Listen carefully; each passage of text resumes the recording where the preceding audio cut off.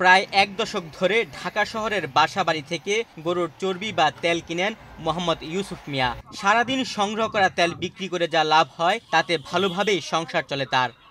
এই ইউসুফ মিয়ার মতো অনেকে ভ্যান কিংবা পায়ে হেঁটে পাড়া মহল্লায় ঘুরে ঘুরে চর্বি কিনে থাকেন। অনেকে আবার গরু কাটার সময় চর্বি জাতীয় যেসব উচ্ছিষ্ট থাকে সেগুলো কিনে নিয়ে যান। বিশেষ করে কুরবানি ঈদের পরের কয়েকদিন এই পেশার মানুষদের বেশি চোখে পড়ে। কিন্তু প্রশ্ন হলো, এত এত চর্বি কিনে তারা কোথায় নিয়ে যান?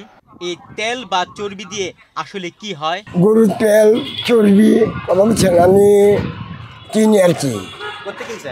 আমি মোহাম্মদপুর বিভিন্ন জায়গা, বিক্রমপুর, আবদুল্লাপুর সব ডিস্ট্রিক্টের মধ্যে ঘুরে ঘুরে আমি কিনি। এই তেল কেনার পর আমার মালিক আছে, দোকান আছে, দোকানে আমি দিই। দোকানদার আবার আবার ট্রান্সফার করে চিটাং কোম্পানির কাছে। খোঁজ নিয়ে জানা গেল, রাজধানীর সব এলাকায় বাড়ি বাড়ি ঘুরে গরুর চর্বি কিনেন কিছু মানুষ। এটাই তাদের জীবিকার অবলম্বন। এভাবে চর্বি সংগ্রহ করে তারা হাজারীবাগ, লালবাগ সহ কয়েকটি এলাকায় পাইকারদের কাছে বিক্রি করেন। হকারদের কাছ থেকে চর্বি কেনার পর পাইকাররা কি করেন তা সরেজমিন দেখতে আমরা চলে যাই হাজারীবাগ এলাকায়। সেখানে খোঁজ মেলে অনেকগুলো কারখানার। ঢাকার বিভিন্ন জায়গা থেকে সংগ্রহ করা গরুর চর্বি এসব কারখানায় নিয়ে আসা হয়। সেখানে চর্বিগুলো বড় আকারের পাত্রে রেখে আগুনের তাপে গলানো হয়।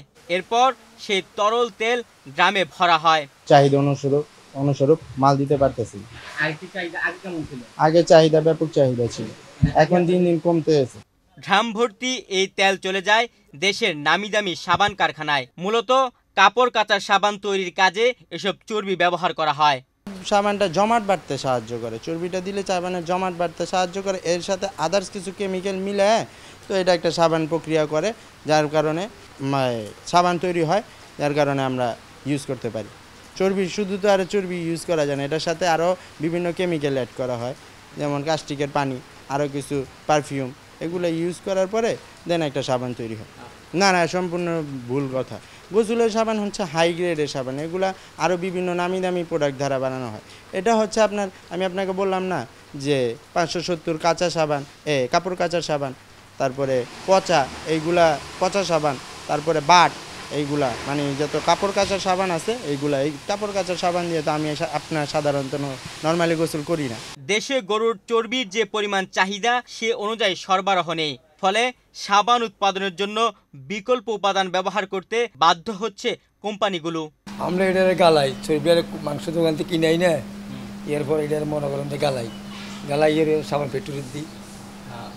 কিভাবে? এই যে আপনার লার্কি দিয়া গালাই এটার এই যে ডাম আছে, ডামের ভিতরে বইরে আমরা চিটাং চালান করি। হ্যাঁ, চিটাং চালান করি। আচ্ছা, এই যে কাজ করতেছেন 10 বছর, কেমন লাগে কাজটা? ভালো লাগে, আছে মোটামুটি। আপনার ছেলে মেয়ে কয়জন? আমার 2 মেয়ে 2 ছেলে। তাতে কি ভালোভাবে চলতে পারেন? আলহামদুলিল্লাহ, চলে ভালো। আচ্ছা, এই যে মনে করেন এই কারখানার মালিকের কারণে আপনাদের কর্মসংস্থানের ব্যবস্থা হলো, কিছু করে খাইতে পারতেছেন? হ্যাঁ, করে খাইতে পারতেছি। হ্যাঁ, এই যে উনার মাধ্যমে আপনাদের কর্মসংস্থানের ব্যবস্থা, তাই না? এই যে আপনাদের এই কাজ করতেছেন, দিন শেষে আপনার যে কাজের মধ্যে যে ইয়েটা আছে, এই পরিশ্রমটা আছে, এটা তো কি পরিশ্রম লাগে টাকা পাওয়ার পরে?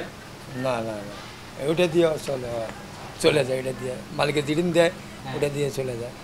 সারা দেশে জবাই হওয়া গরুর চর্বি সঠিকভাবে সংগৃহীত হলে একদিকে সাবান উৎপাদনে কৃত্রিম উপাদানের ব্যবহার কমবে, অন্যদিকে পরিবেশের দূষণের মাত্রা কমিয়ে আনা সম্ভব হবে।